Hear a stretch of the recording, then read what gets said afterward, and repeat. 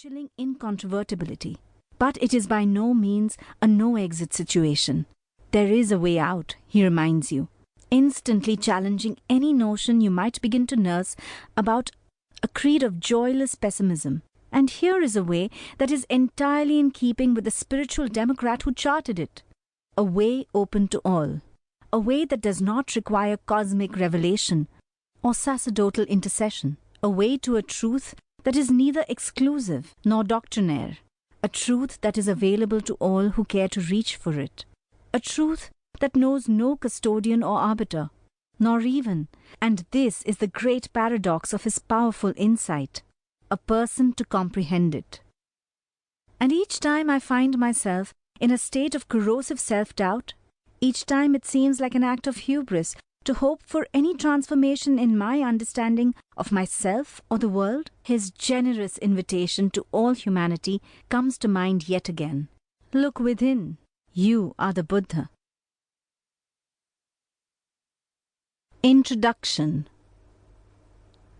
You are like a withered leaf, waiting for the messenger of death. You are about to go on a long journey, but you are so unprepared. Light the lamp within. Strive hard to attain wisdom. Become pure and innocent and live in the world of light. Chapter 18, Dhammapada. More than 2,500 years ago, a 35-year-old man had an insight under a peepul tree in northeastern India.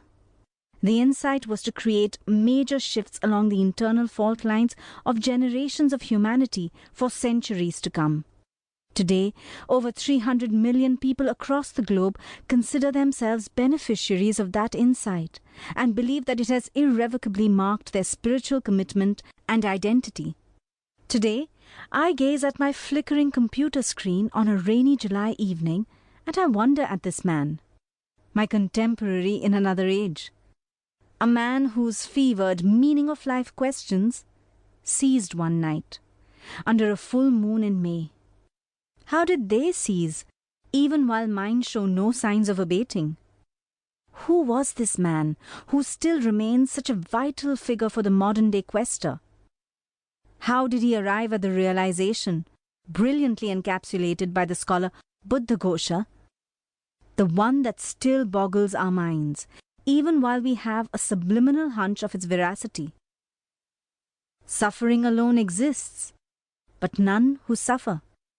The deed there is, but no doer thereof. Nirvana there is, but no one seeking it. The path there is, but none who travel it. In a world that grudgingly grants people their 15 minutes in the spotlight, how does he continue to command attention across barriers of culture and chronology? How do we explain his unflagging shelf life, his dogged relevance to our lives? The pop version of the chronicle of his life has something to do with it, of course. The saga follows all the conventions of the surefire page-turner. Rich kid turns renunciant in a spellbinding riches-to-rags-to-riches success story, even if the final success can't quite be measured in material terms. But this is not just a feel-good story either. For the Buddha does not always offer succor, even when we desperately feel we need it. Instead, he seems to frequently offer unsettling home truths. When Krisha Gautami approaches him, wild-eyed and disconsolate, lamenting the death of her child, he offers no token words of solace to allay her grief. Nor does he perform a miracle and bring the child back from the dead.